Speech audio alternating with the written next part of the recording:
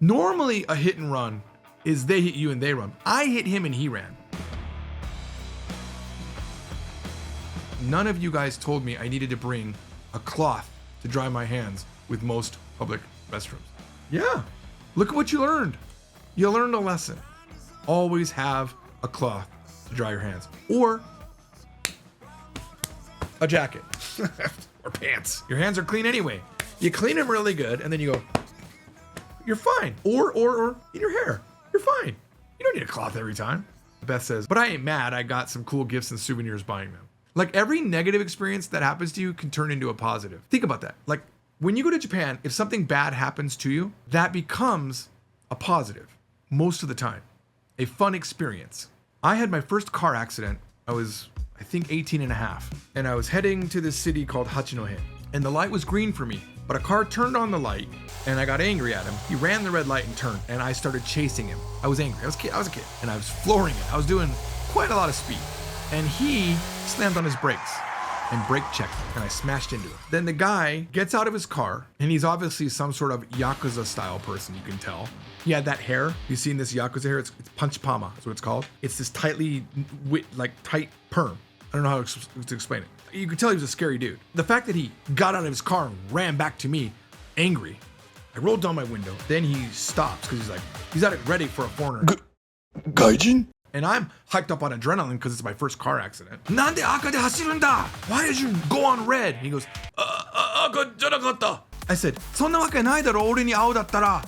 That's not the case if it was blue for me, because Japanese stoplights are blue, they're not green. They're still green, but they call them blue. And he's like, he didn't know what to say, because I called him out on it. I'm a young kid, I'm a foreigner. Normally he could probably just intimidate me. He's a little bit drunk too. And he says, chotto matta. And he heads back to his car. And he drives away. My car, completely undrivable. He runs. Normally, a hit and run is they hit you and they run. I hit him and he ran.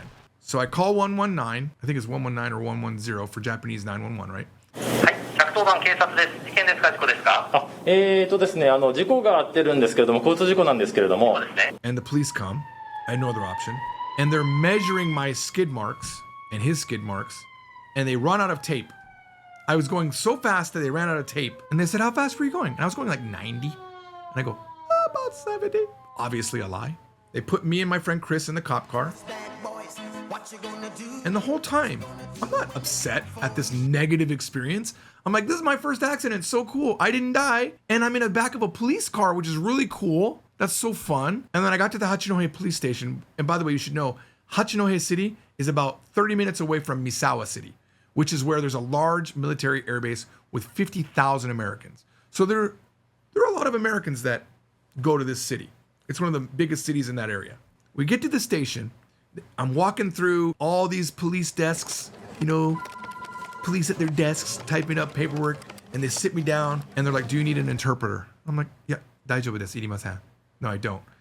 And they're excited about it. They're like, we've never had this. We've never had someone not need an interpreter. And I'm like, hey, thank you for that little badge you just gave me.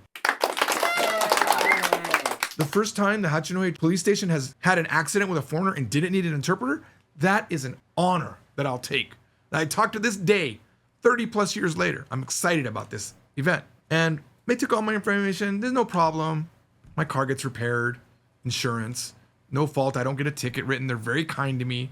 I have my new car in Hachinohe, driving down the street there, and someone starts beeping at me. I look over, it's police officers. They remembered me, and they're just waving to say hi. Oh, 見て、この間のアメリカ人じゃないですか。Oh, 本当だ、ジョージだ. That's such an amazing experience from that negative experience. One time, I went into the bathroom, did my number 2 business, and realized I didn't have toilet paper, and there wasn't toilet paper at all. Another thing you got to be worried about, make sure there's toilet paper. Was that a bad experience? Yes.